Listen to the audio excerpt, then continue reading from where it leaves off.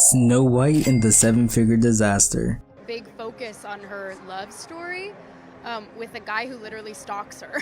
Yeah. Weird. Super weird. So we didn't do that this time. A title that sounds like a fairy tale gone wrong. And that's because, well, that's exactly what happened here. You see, Disney's Snow White remake wasn't just a flop, but a full-blown catastrophe. A box office nightmare, a PR disaster, and believe it or not, it somehow caused a battle over the fate of dwarf actors in Hollywood. I'm just so confused. How did one of the most beloved animated films of all time, specifically one that built Disney's empire, turn into one of the biggest financial failures of animation history? And more importantly, who's to blame? Is it Rachel Zegler's fault? Did Disney portray Walt's original version? Why did the decision to replace the Seven Dwarfs with CGI characters ignite an all-out war in the little person community? This isn't just another bad Disney remake. This is a movie that shattered careers, enraged fans, and cost Disney an enormous amount of money. But before we touch base on all of this chaos, let's take a trip down memory lane. Snow White and the Seven Dwarfs wasn't just a film, it was the film, the one that started it all, the first ever feature-length animated movie, the reason Walt Disney became a household name, the movie that made Mickey Mouse's boss a king in Hollywood. So how did Snow White go from that to this? Gear up, because this is just chapter 1, the curse of the remakes.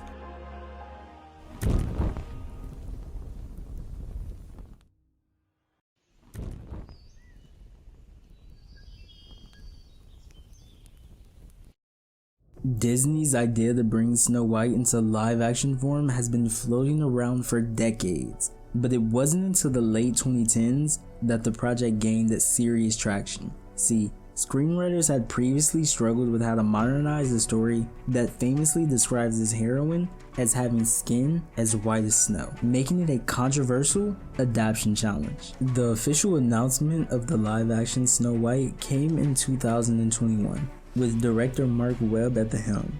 Disney had casted Rachel Zegler in the lead role before her breakout performance in West Side Story had even hit the theaters. At the time, she was still an unknown high schooler from New Jersey who had been discovered by Steven Spielberg for his musical adaptation. Her extraordinary singing ability and fresh energy landed her for the part of Snow White. Even though she was relatively a new face in Hollywood, the film's production was set to start in 2022, and it was marketed as a reinvention of the classic story, aiming to highlight strength and optimism rather than just romantic love. However, the project faced immediate backlash. Some Disney purists were upset about the casting of a Latina actress as Snow White, arguing that the character's defining trait, which was her pale skin, was essential to the story. Now, after spending an alleged budget of $370 million on the project, Disney is staring at the financial disaster that could result in over $100 million in losses. Up next, we break down the full Rachel Zegler controversy. Was she truly to blame, or did Disney set her up for failure? I mean, talk about biting the hand that feeds you. Not only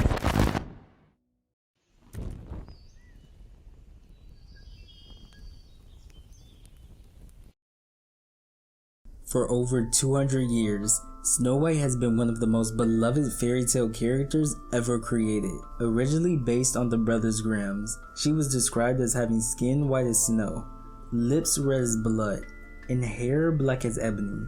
This classic image became the foundation for Walt Disney's groundbreaking 1937 first full-length animated feature ever. That film softened the darker edges of the original tale, transforming Snow White into a kind, singing princess surrounded by 7 lovable dwarfs. The impact was massive. It became one of the most watched films of all time, racking up over 500 million views and earning more than $400 million in lifetime revenue. But beyond the movie, Snow White became a billion-dollar brand, inspiring spin-offs like Mirror Mirror, which grossed $85 million, Snow White and the Huntsman, which grossed $240 million, and ABC's Once Upon a Time, which made at least $150 million from her story arc alone. And for decades, Snow White was untouchable, an indestructible icon of innocence, beauty, and the dangers of envy. But now, for the first time in history, her identity has been fundamentally rewritten, and not everyone is happy about it. He comes off as an insufferable, whiny brat, and that's why people are so annoyed. Beyond just them inserting feminism, I think we expect that at this point, but why do you have to mess with a classic, especially with someone who doesn't even seem to like her own character? So, the new Snow White is going to be an abomination.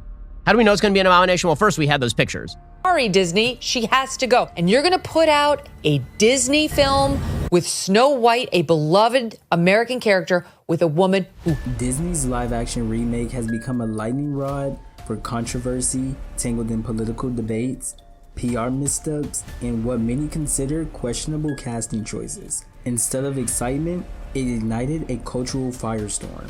The decision to reimagine Snow White as this self-empowered leader and to remove her love story was met with backlash from both traditional fans and the dwarf acting community. With all of this at mix, the film was already on shaky grounds before it even hit the theaters. But the biggest controversy was their lead actress, Rachel Zegler. Alright, let's set the scene. Imagine you're watching a slow motion collapse of a movie that was supposed to be a blockbuster.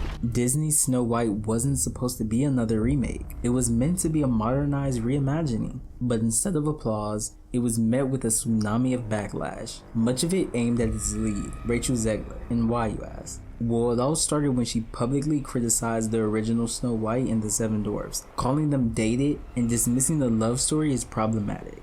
And let's say, longtime Disney fans weren't thrilled to hear the lead actress seemingly disrespecting the classic. But that was just the beginning. She also made waves with her political statements, including a controversial anti-Trump tweet and a pro-Palestine stance that clashed with her co-star Gal Gadot's public support for Israel. And what was the results of this? Well, a deeply divided audience, boycott calls, and Disney scrambling to manage the fallout. So let's break down each one of these controversies a little further. The backlash that had been brewing for months exploded into full force. Many Disney fans had already turned against the film after Rachel Zegler publicly criticized the 1937 classic, calling it weird and suggesting that the prince was indeed a stalker. What? Those comments alienated traditional Disney audiences who saw them as disrespectful to Walt Disney's legacy. But the controversy didn't stop there. Zegler's political statements, including a now infamous tweet saying "May Trump supporters never know peace," and a later post supporting Free Palestine during the film's promotional run, added fuel to the fire. Disney execs reportedly called her up and was like, "Look, Rachel, we need you to take these down." But she refused, creating even more division between the studio and its audience. By the time the film was released, a significant portion of the public had already made up their minds to boycott it. But beyond the controversy, some within the industry accused Zegler of making Snow White all about herself. Jonah Platt, which is the son of the film's producer, called her out for using interviews to push her own views rather than focusing on the work of the hundreds of people that were involved. Critics noted that her attitude during the press tours felt dismissive, as if she was above the role that she had been casted in. This perception, combined with the film's already shaky reputation, resulted in disastrous box office numbers, especially with a production budget rumored to be around $250 and $370 million. While some critics praised Zegler's performance, even the most positive reviews agreed that her talent couldn't save a film that was already drowning in controversy. So here's the thing. Was the film's failure really all on Zegler? I don't think so. Disney itself made some major missteps. First, they scrapped their beloved Seven Dwarfs, which we're gonna get into next. Then there was a marketing disaster. And then, not to mention, rather than controlling the controversies, Disney let it spiral, with Zegler's comments becoming the dominant narrative around the film. And then you mix in some growing audience fatigue with live action remakes, and Snow White seemed pretty much doomed before it even got to the theaters. At its core, Snow White wasn't just a movie, it became a battleground over what Disney should be in the modern era. The original film, rooted in fairy tale romance and innocence, had been completely rewritten into a girl boss narrative where the prince was erased, and Snow White fought to the throne. To the Disney purists, this wasn't just a fresh take, it was a betrayal of Walt Disney's original version. The studio was caught between two worlds, trying to modernize an old story while still appealing to traditional fans. And what was the result of this? A film that satisfied neither. And Zegler, whether you think she was an outspoken actress or an out-of-touch celebrity, she became the face of a much bigger problem: Disney's ongoing identity crisis. I'm a narcissist.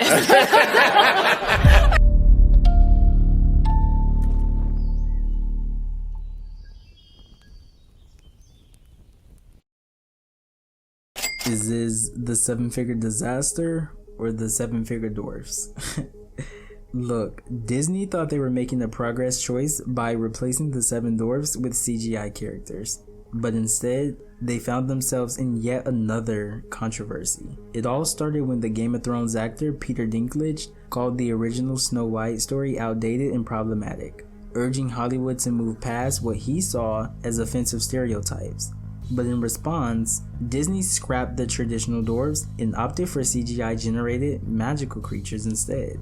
But while they might have thought they were avoiding controversy, they only ended up creating yet another bigger one. Instead of applause, they were met with outrage from the dwarf acting community, who saw this as a direct attack on their already limited opportunities in Hollywood. But Dylan Postal, better known as WWE's Hornswoggle, didn't hold back, accusing Disney of ignoring an entire community just to cater to one celebrity's opinion. My issue with everything Peter Dinklage has said is, by saying this, he's doing something worse for the dwarf and the little people community. He's trying to take roles away. It really blows my mind. The whole woke. He and other actors, including Tara Jolie, revealed that many little people had auditioned for the film, only to later find out they never had a real shot. And it didn't stop there.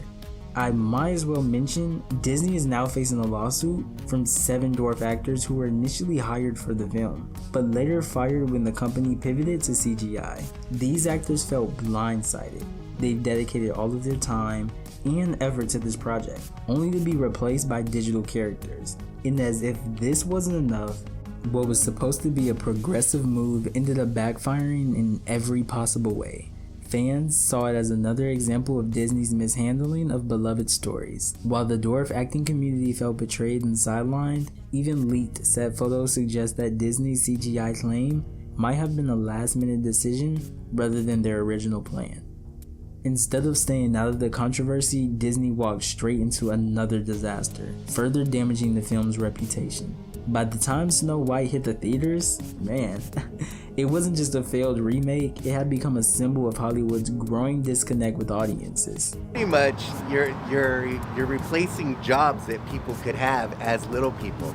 Okay. Snow White and the Seven Dwarfs, it's for dwarfs, you know? It's for dwarfs.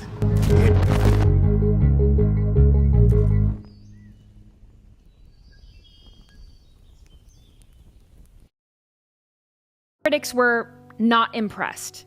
Records for the lowest live action remake opening ever.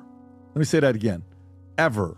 Okay, this is Snow White. It's now premiere weekend, and when Snow White finally hit the theaters, it wasn't the triumph return Disney had hoped for. With an opening weekend of just 43 million domestically and 87.3 million worldwide, the film fell far short of its expectations, especially considering its massive rumored budget of 370 million. Let's put this into context. The Little Mermaid opened at nearly double that. In the past, Disney remakes like Beauty and the Beast and Aladdin debuted with hundreds of millions in their first few days. The weak box office numbers made it very clear that the audiences weren't rushing to see this version of the classic fairy tale. Some industry analysts had projected a 100 million global opening, but the film struggled to even reach that benchmark, making it unlikely to recoup its enormous cost through theatrical release alone. I mean, to be fair, there was some competition. Disney's very own Captain America: Brave New World had already established itself as the biggest film of the year, making nearly double of what Snow White's opening was. But external factors weren't the only problem with the film. The film faced an uphill battle long before it hit the theaters, like I've been stating. While Disney tried to downplay the impact of these issues, the film's lukewarm reception suggested otherwise. Critics weren't impressed either, with Snow White landing at a 44% rating on Rotten Tomatoes, while audience score is 74%, hinted at a more indifference than excitement. Without strong word of mouth, This film had little chance of rebounding after its lackluster of a debut. Financially, the numbers painted a grim picture. Given Disney's standard box office trends, most live-action remakes earn 3 to 8 times their opening weekend haul. But recent remakes with mixed receptions like The Little Mermaid only managed to multiply their openings by 3 or 4 times. So, hypothetically speaking, if Snow White followed that trajectory, it was looking at a total box office of around 250 to 270 million, which is way below the 500 million it needed to break even. With these figures, Disney would have to rely on streaming and merchandise sales to salvage what it could from this expensive gamble. Looking ahead, Snow White's failure raises bigger questions about Disney's remake strategy. The studio has long depended on revisiting its animated classics, but audience fatigue is setting in. Once a surefire formula, these live-action adaptations are starting to show diminishing returns, especially when they stray too far from the beloved originals. The film industry is at a crossroads. Balancing nostalgia with modern updates is proven trickier than ever. While Disney has survived flops before, Snow White might serve as a wake-up call that audiences aren't just looking for reimaginings. They want films that honor the past while offering something fresh. Whether the studio learns from this misstep or doubles down on its remake formula remains to be seen.